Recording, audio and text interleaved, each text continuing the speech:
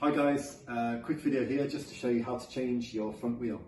So before we get started, it's a good idea to have something soft on the ground, like a piece of cardboard, a piece of foam, or if you're out and about, then do this on a grassy surface that's not going to cause any damage to the dropouts, to the forks here when we take the wheel off. So another thing to mention is if you want to do this upside down, then that's fine, but do be careful of anything on the handlebars like the display. You might want to take that off first if you're on a hard surface. Okay, so let's get started. You'll need a 4mm hex key, and if you first of all just disconnect the brakes. So we do that by squeezing together these two arms here. Squeeze together the arms and then hold this this middle piece here, and the black piece just drops down onto the tyre like that to release it. So I'll just do that again. So basically that's the starting point, and then squeeze them together, push that down, and then they're released. Okay, and then to take the actual wheel off, just put the 4mm hex key in the head of that screw there, and then on the other side you can just hold it with your hand. Rotate that. And you'll find on the other side, underneath this nut, there's a little spring. Like that. And the small side of the spring is on the inside, so that the nut sits like that. I'll go ahead and take this up.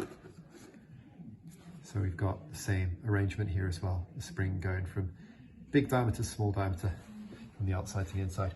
Okay, so we can take the wheel off now. So just give it a little jiggle. Come off like that, and then just rest the bike on the dropouts like that. So the wheel is fixed and it's ready to go back on. Before we put it back on, it's worth mentioning that usually on the tyre there'll be a little rotation indicator. So you can see here you've got rotation and then arrowhead here.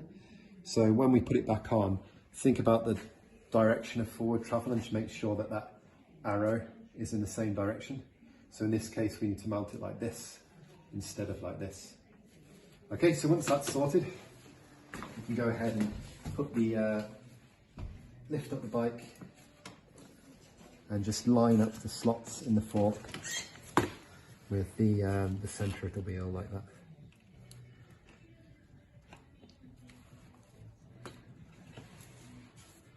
Okay, and just give it a little gentle tap to make sure it's right at the bottom of the drop out, the slots there, and then we can go ahead and put the skewer back on. Goes in like that, and then the spring on the other side, and then finally the nut.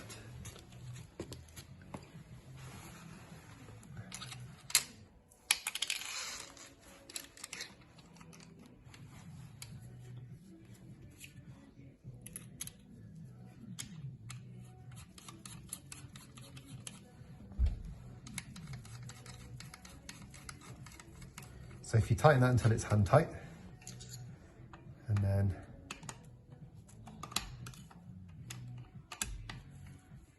just use the Allen key for the last bit. You don't have to go crazy tight here. It's just enough so that the screw, if you look on the other side, just so that the screw is flush with the nut there. So in the nut there's a little plastic ring, and that actually acts as a bit like a nylock. It stops it coming loose. So just make sure the screw is proud of that surface there. Okay, so the wheel's back on, and the last step is just to reconnect the brakes.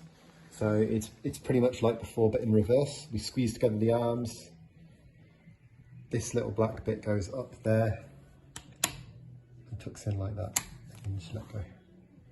Just put this little rubber piece back over the metal piece, and then we're good.